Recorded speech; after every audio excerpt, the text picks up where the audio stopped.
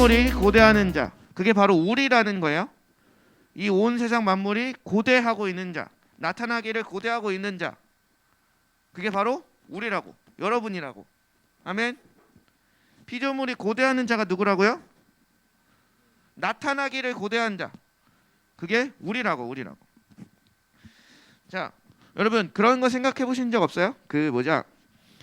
진짜 솔직히 이제 사역자가 되고 나면 그 도덕적 잣대가 엄청 엄격해지는 거 아세요?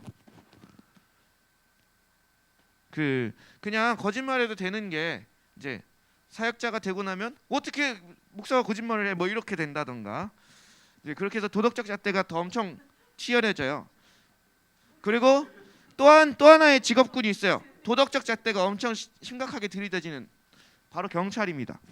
경찰도 그냥 이렇게 평범하게 살다가 경찰이 딱 되는 순간, 오호, 경찰이 그러면 안 되지. 이제 경찰은 신호위반도 잘 못해. 이제 경찰차가 신호위반 하는 순간 이제 다 같이 휴 이렇게 가기 때문에, 네. 그렇지, 사이렌 키는 거 급하게 가야 되니까. 네, 아무튼 그래서 여러분, 그러면 왜 자꾸 교회만 가지고 뭐라 그래라고 생각해 보신 적 없어요? 왜 교회만 가지고 뭐라 그래? 근데 제가 은혜를 받고 좀 이렇게 신앙생활 해오던 가운데 이렇게 생각이 들더라고요. 어느 순간 저희 아버지가 저한테, 야, 니들 교회는 왜 맨날 하면서 막 웅시렁 대시는데, 그 말 속에서 그런 게 들렸어요. 잠시만 이거 벗을게요. 좀 보여줘봐. 니네들이 그렇게 선하고 좋다면 좀 보여줘봐. 진짜로 이 세상에서 흠모할 것이 있는가, 이것을 좀 보여줘봐. 진짜로 내가 이거 따를 만한가를 좀 보여줘봐. 이런 식의 마음들을 받았거든요. 진짜로 왜 우리들한테만 이렇게 잣대를 이렇게 들이댈까? 반대로 얘기하면 이 세상은 그걸 보고 싶은 거예요. 우리가 빛이라고 말하고 우리가 진리라고 말하는 게 진짜 진리라면 정말로 보여줘 봐라. 내가 정말 그것을 따를 만한지 안 한지 좀 보고 싶다. 여러분 이렇게 생각해 보신 적 있어요? 오늘 19절의 말씀이 뭐냐면 피조물이 고대하고 있대요. 온 세상 만물이 고대하고 있어요. 뭘? 하나님의 아들이 나타나는 걸. 왜냐하면 20절 한번 띄워주세요. 20절. 자, 피조물들이 허무한 데 굴복하는 거. 그러니까 피조물들이 악의 구렁텅이에서 저주 가운데서 사는 이유는 자기 뜻이 아니야. 자기 뜻이 아니고 본인도 그 굴복하게 하는 그 어떤 것이 있기 때문에 굴복하고 사는 거예요. 그러니까 내가 지금 이 사는 삶의 수준보다 더 높은 차원의 수준의 삶을 살고 싶으나 살 수 없는 자기 자신을 가지고 있다는 거죠. 누가? 온 세상 만물이 다 그렇다는 거예요. 그래서 그 피조물들은 바란대요. 21절에 이제는 거기서 해방돼서 하나님의 자녀들의 영광의 자유에 이르는 걸 바라고 있어요. 그래서 뭘 기다려요? 하나님의 아들들이 나타나는 걸 기다린다는 거예요. 그래서 이 세상은 뭘 기다려요? 여러분들이 하나님의 나라로서 사는 것을 고대하고 기다리고 있어요. 아멘. 네. 자, 우리는 하나님의 자녀들입니다. 맞죠? 여기서 하나님의 자녀가 아닌 사람 없죠. 네. 자, 그러면 우리가 피조물이 고대하는 그 하나님의 아들들 맞아요? 피조물들이 보고 싶은 그 하나님의 영광을 가진 자 맞아요? 맞죠? 우리가 그 하나님의 영광을 가진 자, 하나님의 아들들, 피조물들이 그렇게 바라고 고대하며 기다리고 있는 그 사람, 영웅과 같이 등장했으면 좋겠는 그 사람이 바로 우리라고. 아멘. 이게 믿어져요? 그 롤이라는 게임의 그 캐릭터 중에 갈리오라는 캐릭터가 있어요. 그 갈리오 궁 이름이 뭔지 아세요? 궁극기? 영웅 출현입니다. 영웅 출현이라서 그 어떤 한 캐릭터가 여기 앞에 있으면 아군의 딱 그 중심에 딱 그 클릭을 하면 갑자기 어디선가 누군가 이렇게 픽 해서 이렇게 꽝 떨어지는 그런 게 있거든요. 우리 영웅 출현하기를 세상에 바라고 있다는 거예요. 여러분들이 하나님의 아들들이 나타나기를 간절히 바라고 있다고요. 여러분 갈리오 궁 쓸 준비 됐어요? 갈리오 궁 영웅 출현할 준비 됐냐고. 아직 궁극기를 못 찍었구나. 그렇구나. 자, 온 세상 만물은 이 하나님의 아들들, 하나님의 자녀들을 기다린다는 거예요. 그들이 나타나기를 고대하고 있다는 거예요. 스스로는 살아갈 수가 없고 스스로는 능력이 없음을 알고 있고 자기도 이 저주 구렁텅이를 벗어나고 싶지만 벗어날 수 없는 자신들을 보면서 이제는 그 하나님의 형상을 가진 그 능력을 가진 그런 하나님의 아들들을 기다린다는 겁니다. 여러분, 이 세상은 치유가 필요해요. 회복이 필요하죠. 정말로 이 세상에 많은 문제를 가지고 있고 그걸 해결할 사람들이 필요해요. 근데 21절에서 증언하듯이 세상의 모든 만물들은 자유를 원하고 있어요. 근데 그 참 자유가 하나님께 있잖아요. 그러니까 그 참 자유를 보여줄 사람을 기다리고 있다는 거죠. 자, 그것을 모르고 헛된 자유를 쫓다가 더욱 그 악의 영의 구렁텅이에 묶이게 되죠. 그래서 그 나름대로 해결책을 찾으려고 사람들은 많이 노력을 해요. 자기가 이 저주에서 해방되려고, 자유케 되려고 여러 가지 노력을 합니다. 근데 찾지 못하죠. 그래서 이 세상은 고대를 합니다. 진짜 자유를 보여줄 사람, 진짜 참 진리를 보여줄 사람. 그게 바로 하나님이 우리를 이 땅에 부르신 목적이라는 거예요. 여러분, 조금 이렇게 히터를 틀었다고 바로 졸음, 이렇게 눈꺼풀이 점점 무거워지시는 분들이 계시는데 안 됩니다. 일어서 계세요. 만약에 그럴 것 같으면. 자, 창세기 1장 26절에서 28절 같이 읽도록 하겠습니다. 우리 다 같이 읽겠습니다. 시작. 하나님이 이르시되 우리의 형상을 따라 우리의 모양대로 우리가 사람을 만들고 그들로 바다의 물고기와 하늘의 새와 가축과 온 땅과 땅에 기는 모든 것을 다스리게 하자 하시고, 하나님이 자기 형상 곧 자기 형상대로 사람을 창조하시되 남자와 여자를 창조하시고 하나님이 그들에게 복을 주시며 하나님이 그들에게 이르시되 생육하고 번성하여 땅에 충만하라. 땅을 정복하라. 바다의 물고기와 하늘의 새와 땅에 움직이는 모든 생물을 다스리라 하시니라. 아멘. 그러니까 이 땅을 살릴 권세, 이 땅을 회복할 권세, 그것을 하나님은 자기 형상을 가진 하나님의 자녀들에게 주셨다는 거죠. 아멘. 그러니까 우리들은 그게 다 가지고 있는 거예요. 그리고 그 하나님의 온전한 대리자, 대리 통치자로 우리를 삼으신 거예요. 우리 세종 땅의 대리 통치자로 주님께서 삼으신 거예요. 아멘이십니까? 그래서 우리가 대리 통치자는 우리가 하나님의 뜻대로 이 땅을 다스리지 않으며 이 땅을 축복하지 않으면 이 땅은 살아날 방법이 없습니다. 그래서 하나님은 정말로 이 세계에 있는 많은 문제들, 뭐 여러 가지 문제가 있잖아요. 뭐 지금 뭐 페미니즘 문제, 뭐 문제, 솔직히 우리가 순간순간 생각할 때 한번 그냥 싹 쓸어버리면 되지 않을까? 아니면 이제 솔직히 김정은 그 북한 문제는 김정은만 바꾸면 되는 거 아니야? 아닌가? 하나님이 그냥 꿈에 나타나가지고 야, 너 막 그렇게 살지 마 하면서 이제 한번 쫙 이렇게 한번 해주시면 이제 걔가 바뀌는 거 아닌가? 왜냐면 우리 이모부도 이제 하나님 안 믿다가 믿게 된 계기가 이제 잠을 자고 있는데 이제 가위에 눌리는 꿈을 꾼 거예요. 여러 번 꾸다가 이제 우리 이모는 믿었는데 우리 이모가 기도를 해주면 자기를 막 누르고 있던 이 큰 바위가 이제 이모가 기도하기 시작하면 점점 줄더래 꿈속에서. 근데 또 기도를 안 해주면 이게 점점 다시 커지고 막 이래서 그 경험을 하고 이제 예수님을 믿게 됐는데, 그걸 들으면서 우리 아빠도 그렇게 좀 해달라고 기도를 많이 했지. 근데 그렇게 되진 않더라고. 근데 어찌 됐든 하나님이 그냥 다이렉트로 김정은한테 이제 너 이제 막 그렇게 살지 마, 막 이렇게 하면 돌아오지 않을까? 근데 왜 하나님은 그렇게 안 하실까? 하나님이 모든 세상의 문제에 대해서 방법을 취하시는 게 있어요. 이 설교의 제목이 원래는 온 세상을 향한 하나님의 대안으로 할까 하다가 이제 바꾼 건데, 그러니까 하나님의 아들들을 준비시키고 그들을 보내는 게 하나님의 방법이라는 거예요. 여러분들은 하나님의 아들들, 딸들 맞습니까? 진짜예요? 그럼 그 신분과 권세를 가지고 있습니까? 왜 여기서 아멘이 안 나오지? 아들들이라는 말과 신분과 권세를 가지고 있다는 말이 동의어야.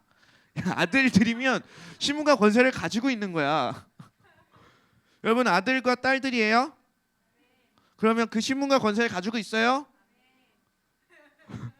야, 왜 뒤에 아멘을 왜 이렇게 흐리는 것 같지? 아무튼 그럼 따라해 보세요. 내가 바로 하나님의 대답이다.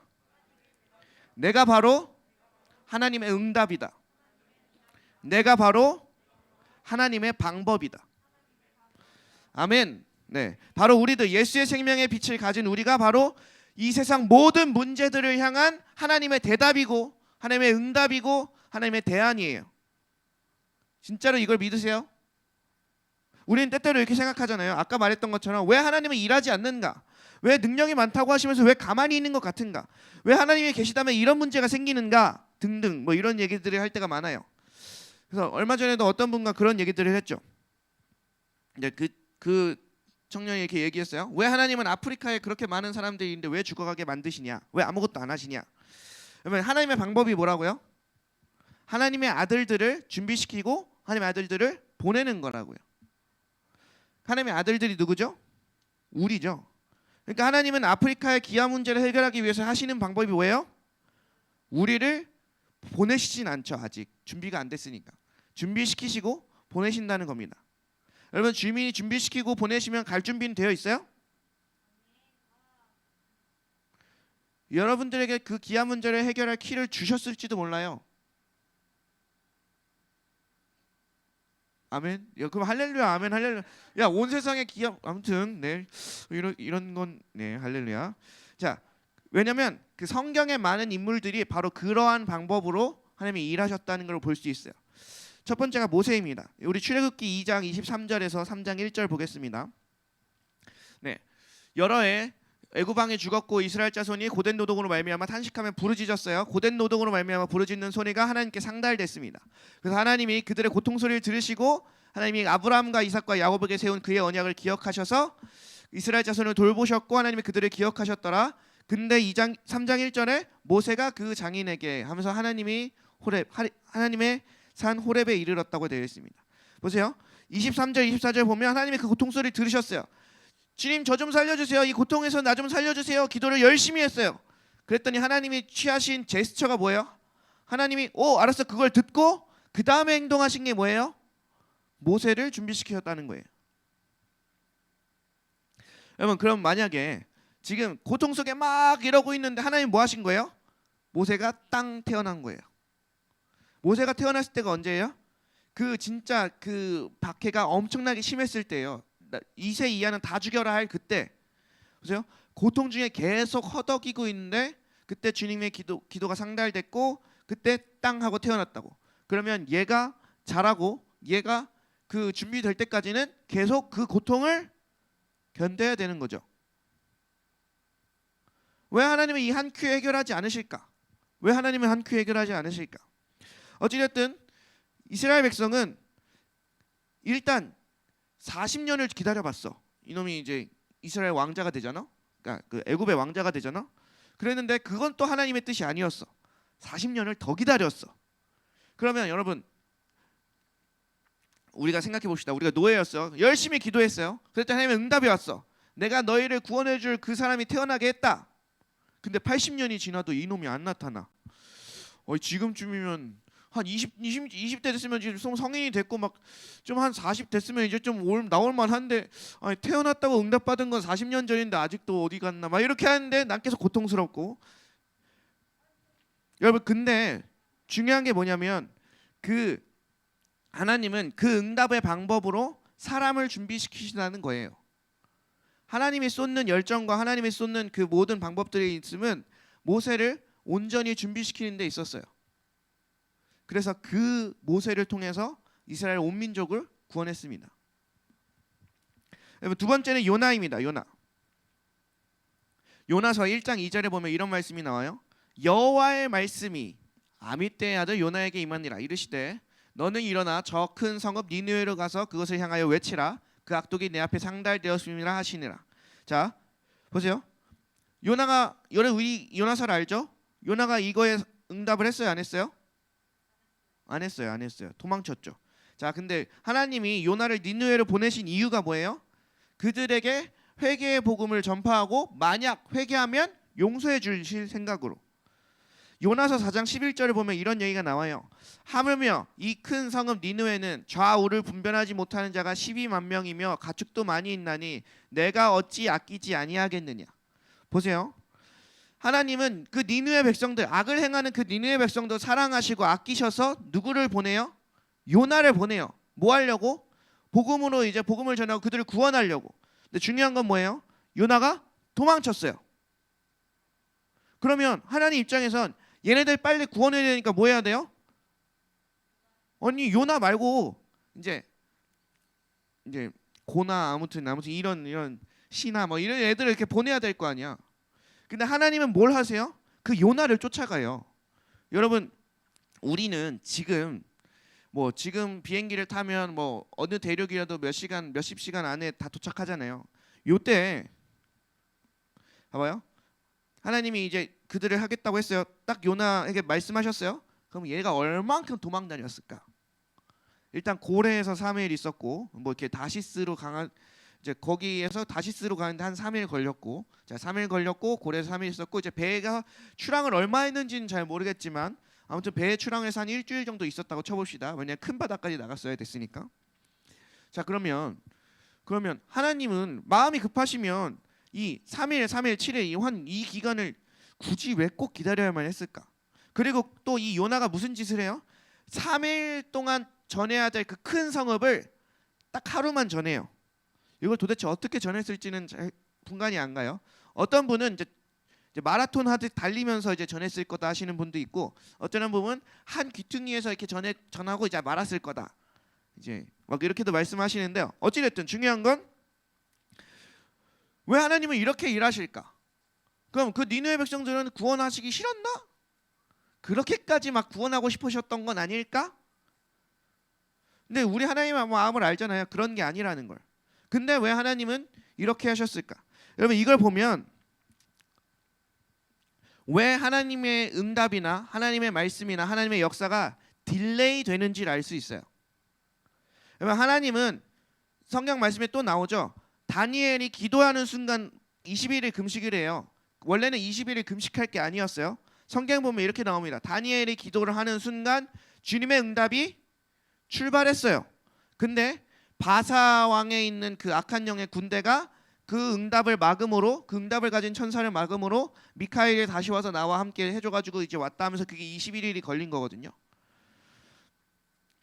여러분 하나님은 이 세상 모든 문제에 대해서 굉장한 관심을 가지고 계세요. 그리고 그것들을 해결해주고 싶으세요. 하나님의 귀에는 늘 부르짖는 소리가 맴돌아요. 부르짖지 않아도 작은 신음하고 있는 사람들의 눈에 하나님은 들고 계십니다. 근데 중요한 건 그것을 이제는 이제 하나님의 빛을 비춰줘라, 하나님의 능력으로 해결해줘라 하는 그 사람들이 불순종을 해서 딜레이가 된다는 거죠. 여러분 지금 우리가 산지하고 있는 모든 많은 문제에 대해서 하나님께 응답받은 사람들이 있을까 없을까? 하나님께 명령받은 사람들이 있을까 없을까? 100% 있어요. 100% 있어요. 근데 그들이 바로 순종을 하지 않는 거죠. 그래서 딜레이가 옵니다. 우리도 우리의 기도가 응답이 늦어지는 이유는 우리도 불순종하고 순종했다 안 했다 이렇게 하면서 우리가 우리의 타이밍을 딜레이 시키고 있을지도 모른다는 거죠. 여러분 이렇게 딜레이 되는 동안 그 애굽에 있는 이스라엘 백성들의 고통은 계속됐고요. 그리고 니느웨에 있는 사람들의 악은 계속됐어요. 이게 이 세상의 문제들이 더디게 해결되는 것처럼 보이는 이유예요. 니느웨의 문제를 해결하기 위해서 하나님이 집중하시는 게 뭐예요? 엄청난 기적을 일으키거나 막 천재지변을 일으키는 게 아니고 요나를 보내는 일이었어요. 여러분 진짜 기적같이 고래 뱃속에 삼켜진 것도 특이한데 이제 고래 뱃속에서 살아나온 거, 큰 물고기 뱃속에서 살아나온 것도 특이하잖아. 여러분 이 기적이 누구 때문에 일어났어요? 요나를 준비시키는 일 때문에 일어났어요. 봐봐요. 니느웨를 살리는 일 때문에 일어난 게 아니고 요나를 준비시키는 일 때문에 이 기적 같은 일이 벌어졌다고. 여러분 하나님은 사람을 통해 일하십니다. 이 방법이 한 번도 어긋난 적이 없어요. 사람을 통해 일하세요. 이 사람을 준비시키려고 기적도 보여주고 이 사람을 준비시키려고 하나님의 말씀이 이루어지는 것들을 보여준다는 거예요. 이게 이런 식으로 딜레이 된다고 하나님을 오해하면 안 됩니다. 우리 눈에는 딜레이 되는 것처럼 보이지만 하나님의 완벽한 때 그 카이로스대로 지금 움직이고 있는 거예요. 이걸 종합해 보면 이렇게 되는 거예요. 잘 이해하셔야 돼요. 오해하시면 안 돼요. 실제적으로 우리의 불순종, 그러니까 믿는 자들이 하나님의 뜻을 오해하거나 순종하기 싫어하거나 아무튼 이런 것들로 하나님의 일하심이 늦어져요. 실제로 늦어집니다. 우리가 불순종하는 만큼 하나님의 일하심이 늦어져요. 근데 중요한 건 그렇게 늦었다 하더라도 우리가 늦게라도 하나님의 뜻에 순종하기 시작하면 이 벌어진 갭을 메우고도 남는 하나님의 이 일하심이 일어난다는 거예요. 그러니까 딱 그때가 좋은 때였구나 라고 이렇게 보이는 거예요. 지금 이해되셨어요? 실제로 딜레이 되는 건 실제입니다. 실제로 우리의 불순종 때문에 하나님의 일하심들이 늦어져요. 근데 중요한 건 그렇게 늦어졌다 하더라도 우리가 주님께 돌아가서 하나님께 순종하는 그 순간 전지전능한 그 하나님의 능력이 그 모든 실수, 그 모든 딜레이된 타임을 다 뒤집어 엎고도 남을 만큼 크게 역사를 하신다는 거예요. 그러니까 이게 딱 좋은 때에 하나님이 합력하여 선을 이루셨구나 라고 우리가 고백을 하게 되는 거예요. 이걸 오해하면 안 돼요. 우리가 그냥 대충 이렇게 살아도 뭐 주님의 뜻이면 다 이루어지겠지 이런 게 아니야. 여러분 진짜 우리 대충 살고 주님의 뜻대로 안 살면 하나님의 뜻이 우리 삶 가운데 안 이루어져요. 안 이루어져요. 근데 우리가 뒤늦게라도 주님의 뜻을 따르기 시작하면 우리가 빈둥빈둥 거렸던 그 모든 시간을 뒤집어 엎을 하나님의 능력이 우리에게 온다는 겁니다. 여러분 좀 특이한 일이 일어났던 사람이 있습니다. 바로 이사야입니다. 자, 이사야서 6장 1절에서 8절을 보겠습니다. 이사야서 6장 1절에서 8절. 자, 어떤 환상을 보게 돼요. 우시아 왕이 죽던 해에 내가 본즉 주께서 높이 들린 보좌에 앉으셨는데 그 옷자락은 성전에 가득하였고 세랍들이 모시고 섰는데 6날개가 있었다. 아무튼 그리고 3절 넘어가 보면 이제 거룩거룩하다 온 땅에 충만하도다 이렇게 했고 이제 5절 보여주세요. 그 하나님의 영광 하나님의 보좌를 본 이사야가 한 말이 나는 망하게 되었도다. 나의 입술이 부정한 사람이요 나는 입술이 부정한 백성 중에 거주하면서 만군의 여호와의 왕을 배웠습니다 하였더라. 그때 스랍 중에 하나가 부젓가락으로 제단에서 짚은 바 핀 숯을 손으로 가지고 내게로 날아와서 그것을 내 입술에 대며 이르되 보라 이것이 내 입에 닿았으니 내 악이 제하여졌고 내 죄가 사하여졌느니라 하더라. 내가 또 주의 목소리를 들으니 주께서 이르시되 내가 누구를 보내며 누가 우리를 위하여 갈고 하시니 그때 내가 이르되 내가 여기 있나 나를 보내소서 하였더니 잘 보세요. 아까 내가 얘기했죠. 하나님은 그 문제를 해결하기 위해서 기적을 일으키지 않는다고. 그 사람을 준비시키기 위해서 기적을 일으킨다고. 여러분 이 하나님의 영광의 보좌 뭐 천사 만나고 막 핀수시 이렇게 오고 막 하나님이 직접 막 육성으로 막 음성 듣고 이 엄청난 일들이 뭐 때문에 이루어졌어요? 이제 하나님의 일 맡기려고. 그 사람에게 무슨 일 맡기려는지는 잘 모르겠지만 무슨 문제를 풀고 싶으신 건지 잘 모르겠지만 어찌됐든 그 사람을 준비시키기 위해서 그렇게 하셨다는 거예요. 여기서 잘 보면 자 8절 보여주세요. 8절 특이한 게 나온 거예요. 8절 보시면 주께서 이르시되 내가 누구를 보내며 누가 우리를 위하여 갈고 하시니. 자 보세요. 하나님이 보내실 거면 그냥 가라고 하면 되지 않아요? 이때 그냥 이사야는 이미 선지자였어요. 근데 자 이사야 말씀에 뭐라고 하신 거예요? 이사야를 앞에 두고 우리가 누구를 보내지 누가 가려고 할까 막 이런 것들을 회의하고 계셨던 거예요. 여러분 이사야는 선지자였고 그냥 하나님의 종이었어요. 그럼 강제적으로 명령해도 되잖아. 야 너 가 이렇게 해도 되잖아. 근데 하나님은 그렇게 하지 않으셨죠. 뭘 하시는 거예요? 권유하시는 거예요. 권유하시는 거예요. 주님은 그 하나님의 아들들을 보내실 때 강제로 막 끌고 가지 않으세요. 사랑으로 강권하십니다. 고린도후서 5장 14절 보도록 하겠습니다. 이 말씀은 다 같이 읽겠습니다. 시작. 그리스도의 사랑이 우리를 강권하시는도다. 우리가 생각하건대 한 사람이 모든 사람을 대신하여 죽었은즉 모든 사람이 죽은 것이라. 자 이게 사도 바울의 고백이에요. 이 사도 바울은 원래 예수님을 믿는 사람들을 말살시키려던 사람이었어요. 그래서 엄청나게 많은 사람들을 죽였어요. 실제로. 자 그런 사람이 회개를 했어요. 자 그러면 우리가 만약에 하나님이라면 어떻게 대했을까? 저라면 야 네가 여태까지 우리한테 한 일이 있으니까 너 이제 노예처럼 개처럼 일해 막 이렇게 하지 않았을까? 여러분 실제로 막 그 뭐 식민지 지배나 이런 거 있던 거 보면 식민지 지배를 막 받던 피식민지 지배를 받던 사람들이 이제 독립을 했을 때 그 우리를 지배하던 우리를 못 살게 굴던 그 식민지 사람들을 얼마나 악하게 대했는 줄 아세요? 엄청나게 잔인하게 막 대해요. 근데 그 마음들이 우리는 알잖아요. 왜 그런 마음이 드는지. 근데 중요한 건 예수님은 정말로 예수님을 박해하고 예수님의 사사건건 예수님이 하는 일을 가로막으려고 했던 그 사도 바울이 돌아왔을 때 넌 이제 개처럼 일해. 이 자식 너 여태까지 나 힘들게 했어.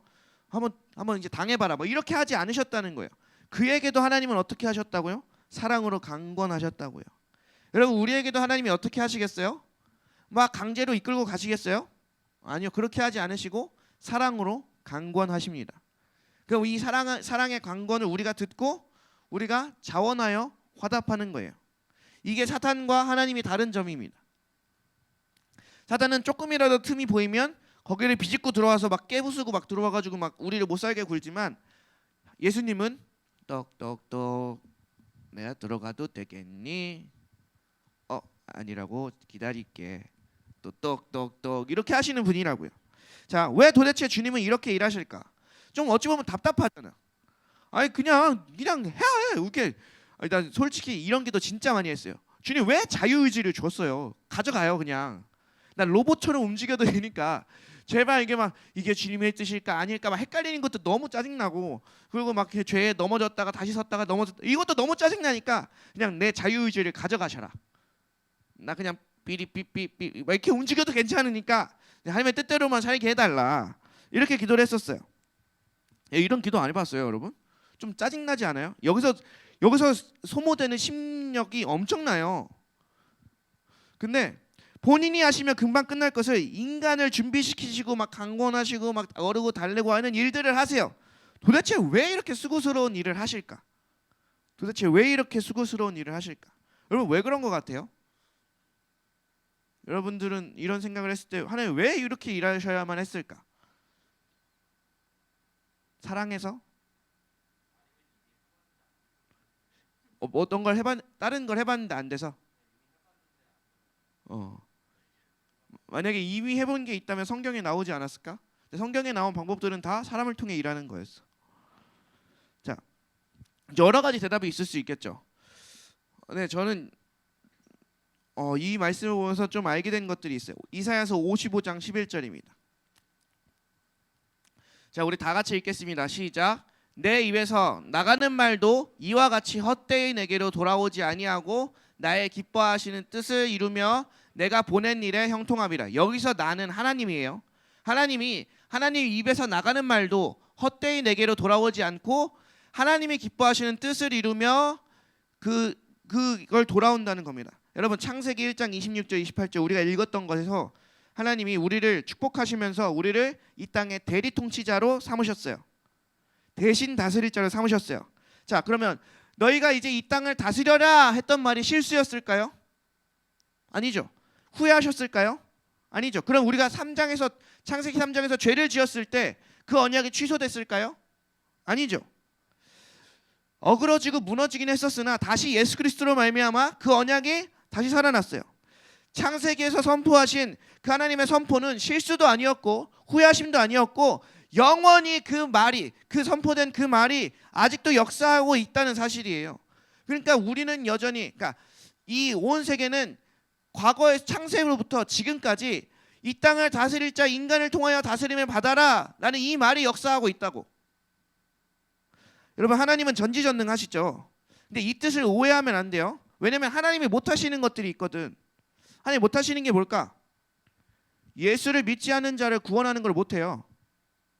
불순종하는 자를 축복하는 걸 못해요. 하나님이 못하시는 것들이 꽤나 돼요. 죄 있는 곳에는 못 계세요. 여러분 이 전지전능하다는 뜻은 자기가 하고 싶은 대로 다 할 수 있다는 뜻이 아니에요. 모든 일을 다 할 수 있다는 뜻이 아니고 여러분 바로 아까 읽었었던 말씀에 답이 있습니다. 성경 말씀에 이렇게 나와요. 하나님이 뜻하신 것은 그대로 이루어진다는 거예요. 그러니까 하나님이 뜻을 품으시고 하나님이 뜻을 품으시면 그게 그대로 이루어진다는 거예요. 그러니까 하나님이 뜻을 안 품으면 그 일은 나타나지도 일어나지도 않는다는 뜻입니다. 그러니까 죄인을 구원하는 것은 하나님의 뜻이지만 죄인이지만 예수를 알지만 예수를 믿지 않는 자를 구원하는 건 하나님의 뜻이 아니라는 거예요. 여러분 이제 다시 물로는 심판하지 않겠다 하나님 약속이죠. 막 이거 찬양했었던 것처럼 그럼 이제는 물로 심판하시는 걸 하나님은 못 하세요. 여러분 이 말이 이해돼요? 하나님의 전지전능하심이라는 뜻은 하나님이 뜻하신 바를 다 이룬다는 뜻이에요. 그냥 모든 걸 다 한다는 게 아니고.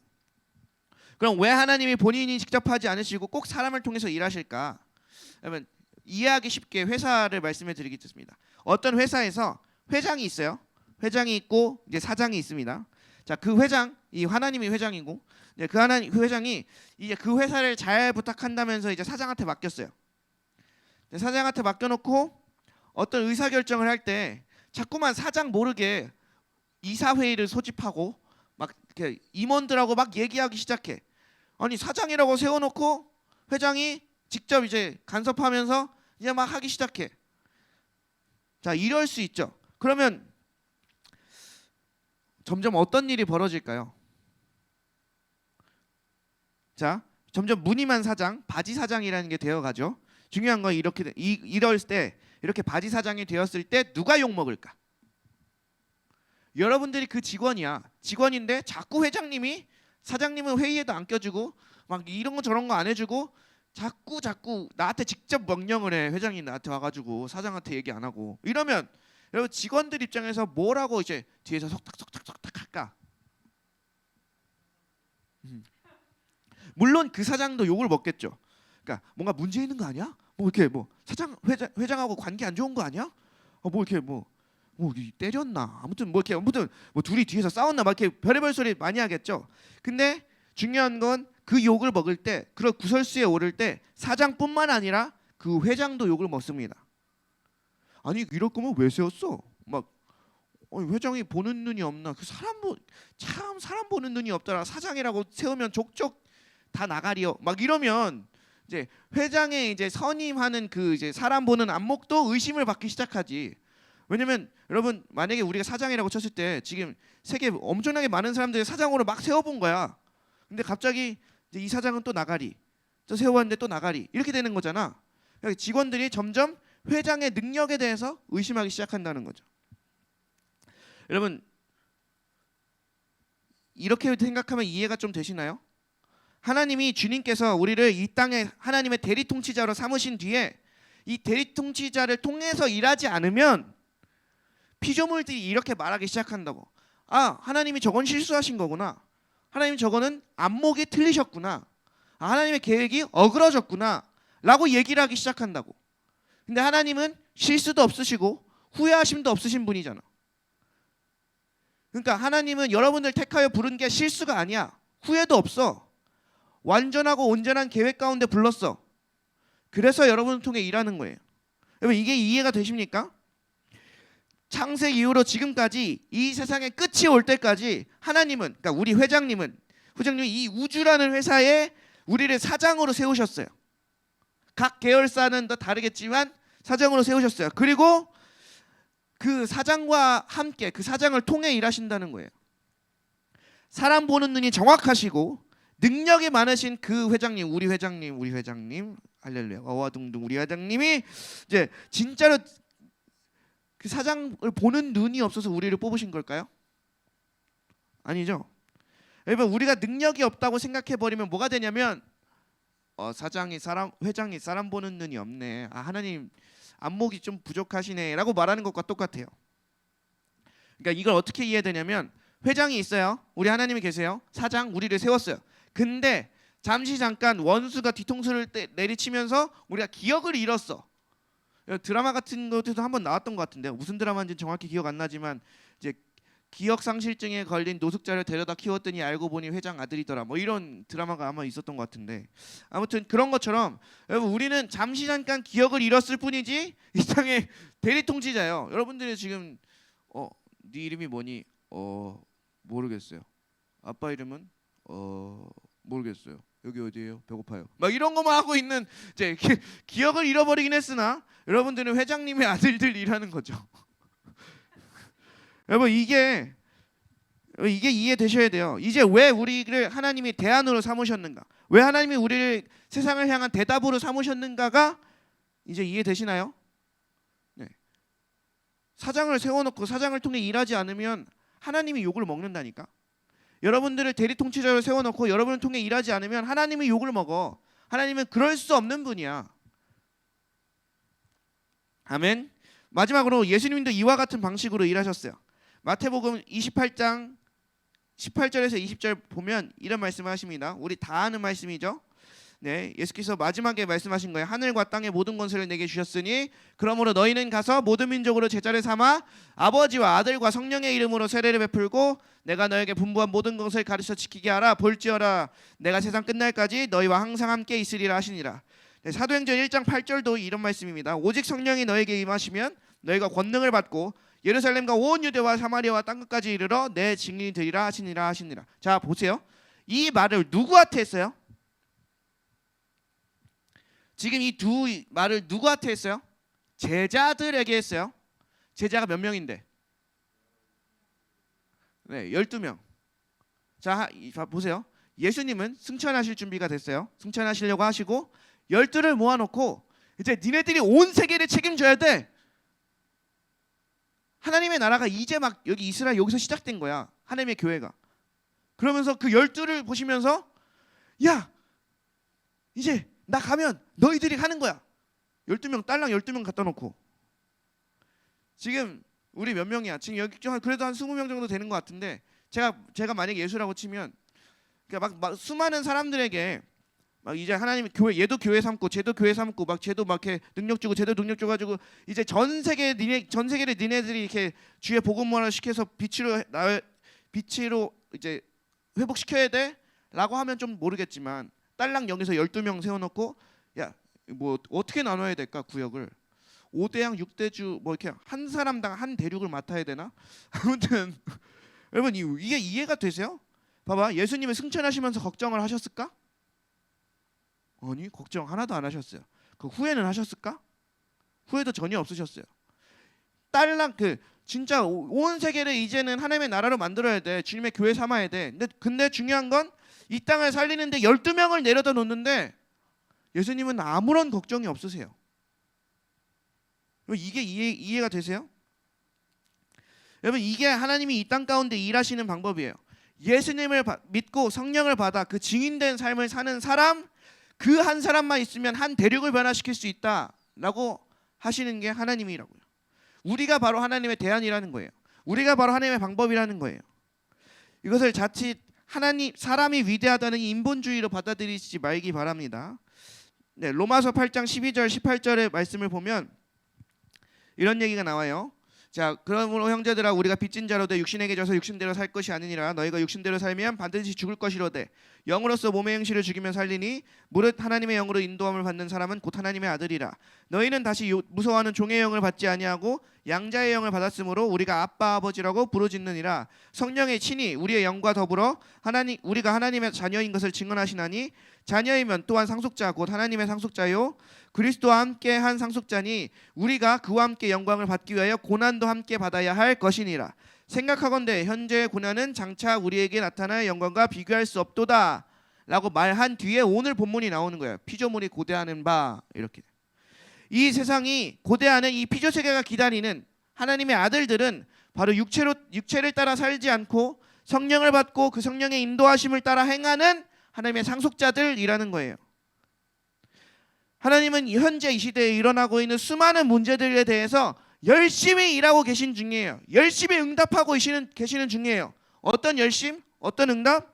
바로 하나님의 아들들, 그 자녀들을 준비시키고 계신다는 거예요. 그 아들의 신분과 권세를 회복한 우리가 바로 하나님의 대안이고 하나님의 방법이고 이 세상에 있는 모든 어두움에 대한 하나님의 빛입니다. 그래서 여러분이 빛이고 여러분이 소금이라는 거예요. 여러분 다 같이 선포해 봅시다. 내가 바로 이 세상에 대한 하나님의 응답이다. 내가 바로 이 세상에 대한 하나님의 대안이다. 아멘. 그러니까 어떤 피조물이 도대체 세상은 왜 이런 일이 벌어져요? 라고 물어볼 때 하나님은 별 말씀 안 하시고 거기에 답을 해줄 사람을 보내신다는 거야. 그래서 우리가 잘 준비되는 게 그 자녀의 신분과 권세를 회복해서 이 세상에 빛을 비추는 게 무엇보다 중요한 겁니다. 그래서 하나님은 온 세상을 위해서 지금 우리에게 역사하고 계신다는 거예요. 아멘.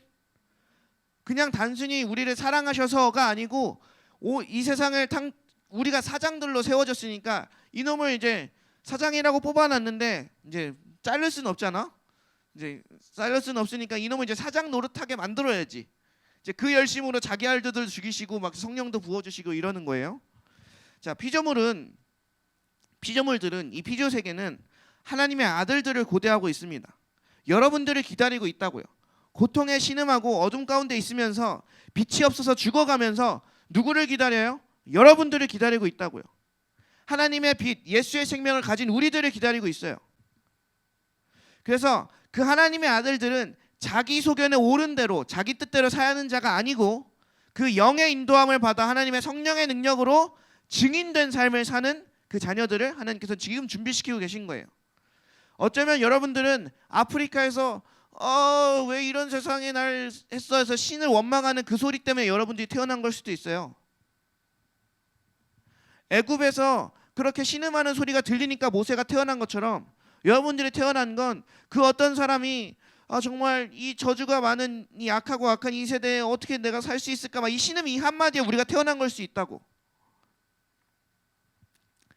그러니까 이제 우리가 그 빛을 보여준다고 해서 그들이 따를 건지 말 건지는 그들의 결정사항이지만 진짜 이 세계는 하나님의 그 아들들을 기대하고 있습니다. 여러분들을 기대하고 있습니다. 세상이 이 피조 세계에서 우리 하나님의 아들들이 나타날 것을 기대하고 있으니까 사탄은 뭘 해요? 그래서 우리들을 공격하는 거예요. 사탄 입장에선 이 하나님의 아들, 진짜 그 하나님의 권세를 가진 그 하나님의 아들이 나타나면 자기는 물러나야 돼. 이게 싫은 거야. 그러니까 이놈이 정신이 이렇게 혼란해가지고 기억상실증에 걸릴 때는 이제 얘를 잘 솎아 먹어가지고 내가 다 이렇게 뒤로 실리 챙기고 막 이랬는데 비자금 챙기고 막 이랬는데 이놈이 정신 차려가지고 진짜 제대로 일하기 시작하면 이제 안 되는 거지. 요런 거 다 우리 드라마를 많이 봤잖아. 요런 시나리오 대충 나오지 않아요? 네.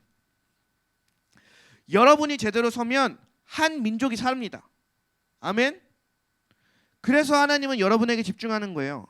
여러분들이 제대로 서면 사탄의 나라에서 고통을 받고 있는 이들에게 빛을 제시하고 그 빛으로 말미암아 그들을 건져낼 수 있어요. 그렇게 여러분은 부르심을 받은 거예요. 아멘. 옆에 있는 사람이 한 민족을 구원할 자라고. 옆에 있는 사람이 정말 그 누구도 해결하지 못했던 이 세상의 고질적인 그 문제들 해결할 사람이라고. 옆에 사람들 그렇게 봐줘야 돼요. 그만큼 우리가 귀하고 권세 있는 자들입니다. 아멘. 우리가 이제 깨어날 때예요. 이제 기억상실증에서 이제는 이제 기억을 되찾을 때야. 언제까지 이게 배고파 네가 알아서 해. 이 설교 못 읽겠는데 뭐 이러지 말고 여러분이 이제 깨어날 때야. 여러분들이 사장이야. 사장. 회사를 경영해야지. 이 땅을 경영해야지. 그죠? 경영할 준비 되셨어요? 네, 우리는 이제 그 빛의 자녀로 피조물들이 고대하는 그 사람, 갈리오 궁을 써서 영웅출을 현에서 떨어져야 될 그 사람이 바로 우리들이라고요. 우리들이 일어날 차례입니다. 네, 피아노를 좀 쳐주시고 제가 마지막으로 한 말씀 전해드리고 우리 같이 찬양하고 기도하죠. 여러분, 한번 제가 왜 다 얘기한 것 같지? 아무튼 네. 근데 여러분들은 늘 새롭죠? 네, 감사한 일이죠. 저도 제가 바로 그런 사람이었어요. 뭐였냐면 아프리카 애들이 죽어가는 것을 알고 하나님께 따졌던 사람입니다. 제가 알기로 1초, 2초, 3초 한 명이 죽었습니다. 또 1초, 2초, 3초 또 한 명이 죽었습니다. 잉태된 순간부터 생명이라고 말하잖아요, 우리는. 근데 낙태되는 애들도 엄청 많고 이 세상에 태어나자마자 3초 만에 죽어버린 애들도 너무 많은데 도대체 하나님이 그럼 얘네는 왜 태어나게 하신 거예요? 그럼 얘네 다 지옥 가나? 왜 일단 태어나긴 태어났으니까 그럼 원죄는 안고 살았겠네. 그러면 그때 죽으면 이제 지옥 가나? 그러면 세상 3초 살고 지옥 가는 건가? 막 이렇게 이 생각 때문에 제가 7일 밤낮으로 주님께 이제 따지기 시작했어. 하나님, 그러니까 아프리카 애들 태어나지 말게 하든가 그 태를 다 닫아야지.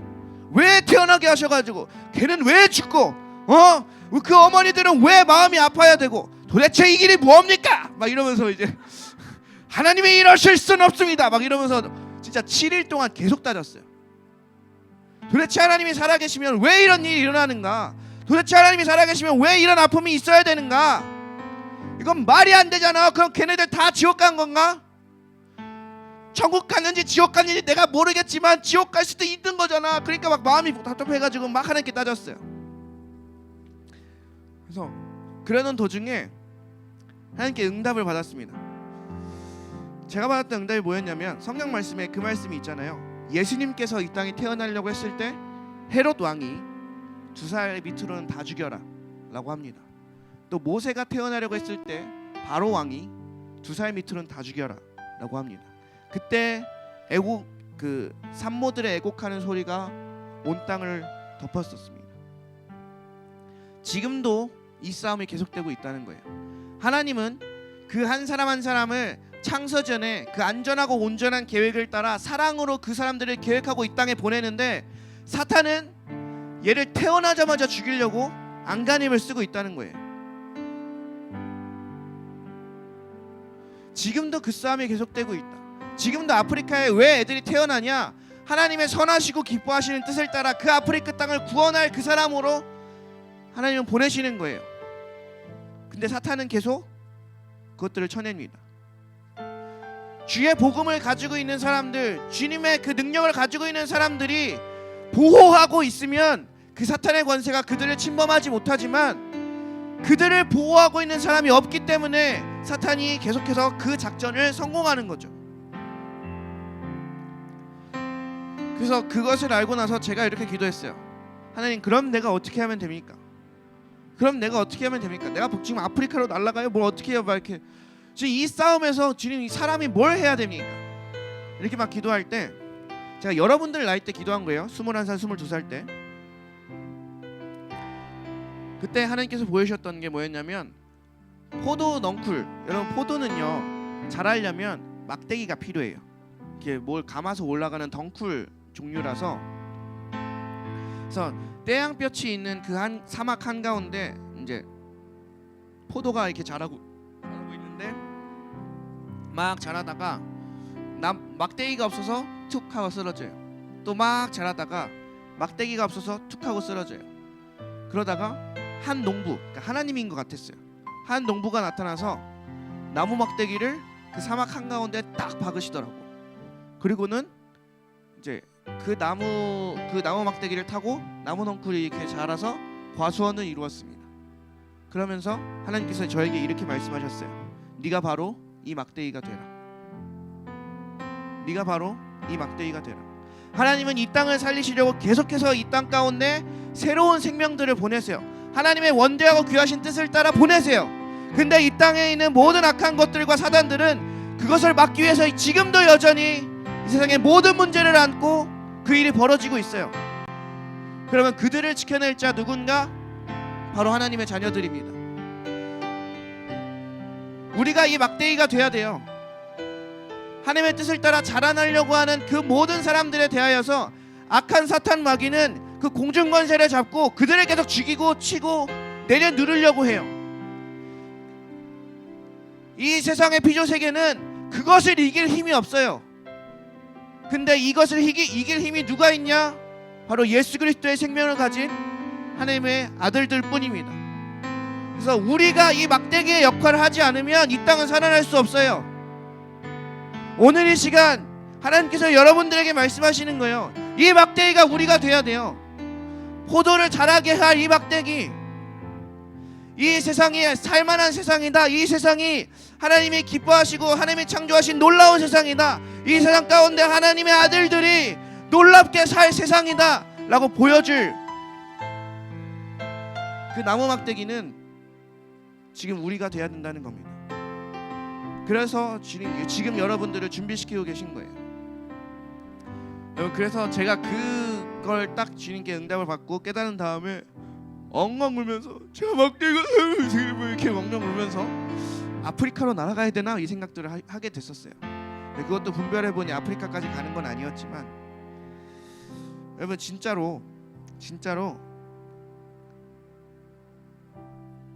여러분들이 하나님의 대안이고 세상은 그 문제에 대한 답을 기다리고 있어요. 그리고 그 문제에 대한 답을 제시해 주는 건 예수의 생명을 가진 우리들입니다. 예수의 능력을 가진 우리들입니다. 그래서 여러분 한 사람 한 사람은 하나님 앞에서 너무나도 중요한 거예요. 여러분 한 사람 한 사람이 준비되는 게 너무나도 중요한 거예요. 이스라엘 민족이 뭐 200만에서 800만 되는 그 민족이 구원받는데 하나님이 준비시킨 건 딱 한 사람이었어요. 모세면 충분했어요. 여러분 온 세상을 하나님의 교회, 하나님의 나라로 만드는데 예수님께서는 12명이면 충분했어요. 지금 오늘 우리가 제대로 서면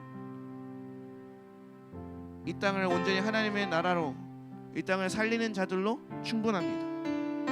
우리 시간 그것을 결단하시면서 함께 아버지 당신의 마음이 있는 곳에 찬양하며 기도하겠습니다.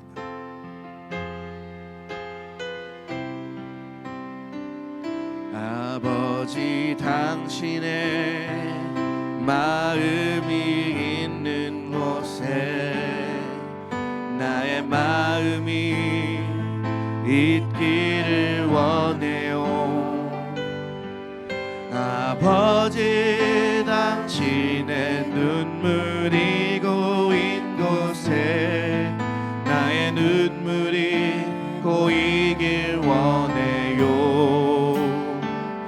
아버지 당신이 바라보는 영혼에게 나의 두 눈이 향하길 원해요. 아버지 당신이 울고 있는 어두운 땅에 나의 두 발이 향하길 원해요. 나의 마음이 아버지의 마음 알아. 내 모든 뜻 아버지의 뜻이 될 수 있기를. 나의 온 몸이 아버지의 마음 알아. 내 모든 삶 당신의 삶 되기를. 우리 한 번 더 찬양하겠습니다. 아버지 당신의 마음이 있는 곳에 나의 마음이 있기를 원해요. 아버지 당신의 눈물이 고인 곳에 나의 눈물이 고이길 원해요. 아버지 당신의 마음이 있는 내게 나의 두 눈이 향하길 원해요. 아버지 당신이 울고 있는 어두운 땅에 나의 두 발이 향하길 원해요.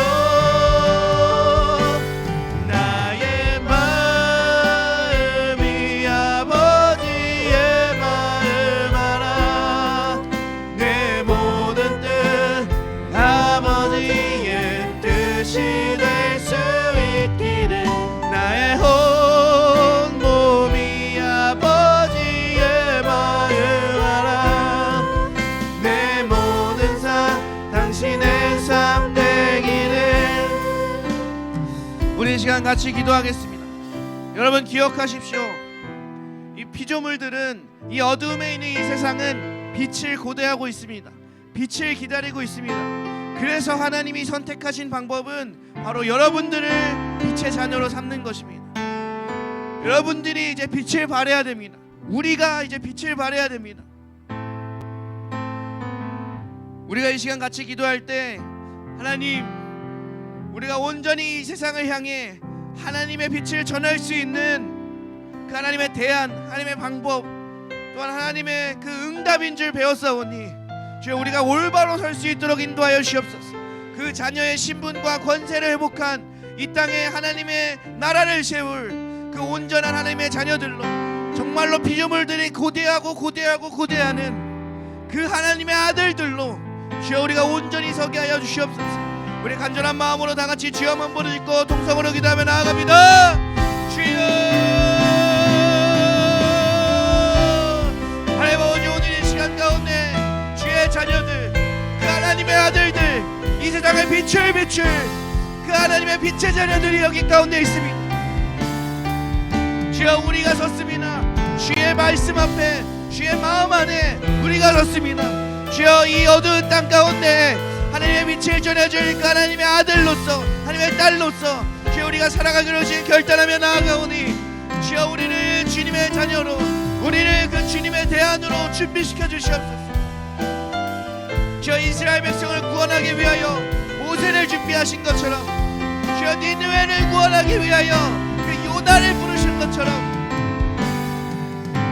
주여 우리를 불러 세우시고 우리를 준비시키시사 주여 이제는 온 세상 가운데 하나님의 빛을 선포할 수 있도록, 하나님의 나라를 선포할 수 있도록 주여 우리를 준비시켜 주시옵소서.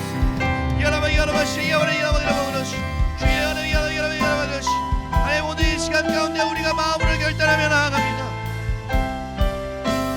오직 이제 우리는 우리의 소견에 오른 대로 살아가는 것이 아니라 그 영이 인도하신 대로 살아 오직 이 땅 가운데 하나님의 빛을 비추는 그런 자녀가 되기를 소망합니다.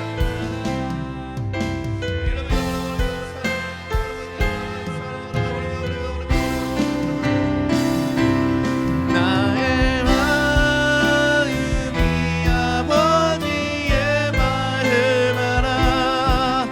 내 모든 뜻 아버지의 뜻이 될 수 있기를. 내 온몸이 아버지의 마음 알아. 내 모든 삶 당신의 삶 되기를.